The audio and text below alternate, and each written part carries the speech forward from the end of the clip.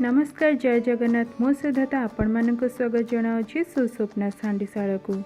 प्रभु श्री जगन्नाथंकर 60 पौठी भोगर गोटे अन्यतम पिठा होची पोड़ पिठा। ताहले आसंतु देखिबे बाहुडा उपलक्षे मु घरे केमती गोटे अलग प्रकार पोड़ पिठा तैयारी करिछि।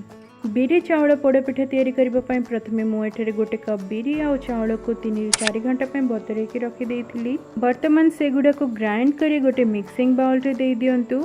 ग्राइंड कला बेले ध्यान देवे जेमिति अधिका पानिया करिवेनी, जेहेतु परे गुड़ मिसेबा द्वारा से अधिका पानिया हो जिवो। परे मु एठारे स्वाद अनुसार लुण दे देइछि। वर्तमान गोटे कप गुड़ मिसांतु। तापरे मु एठारे एमिति छोट छोट कटा हेतिबा नडिया गोटे कप मिसौछि। वर्तमान याकु भल भाबे मिसई दियंतु।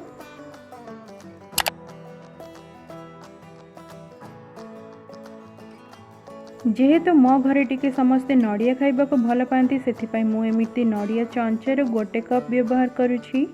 आपण चाहिले नड़ियार परिमाण टिके कमई भी दे परिबे। तापरे मु एठारे 6 ରୁ 7ଟି गुजराती आ गोटे टेबल स्पून गोलमरीच गुंड को मिसौछि। सहित मु एठारे गोटे टेबल स्पून घिया व्यवहार करुछि। तापरे सेगुडा को भल भाबे मिसई दे 4 ରୁ 5 घंटा पई रखि दियंतु, जहा द्वारा पिठोटी भल भाबे फुली जिवो।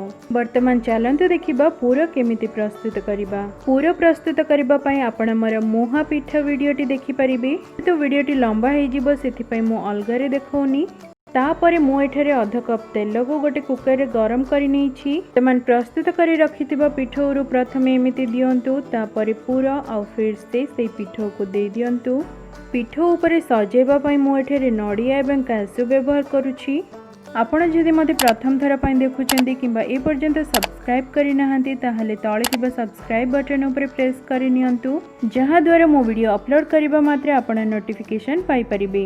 कुकर रो विसिल बाहर करी 20 ରୁ 30 मिनिट पे स्लो फ्लेम रे रांधिबे। तापरे एमिति चाकू सहायता रे टिके लूज करि नेबे, जहा द्वारा से सहज रे बाहरी जिवो।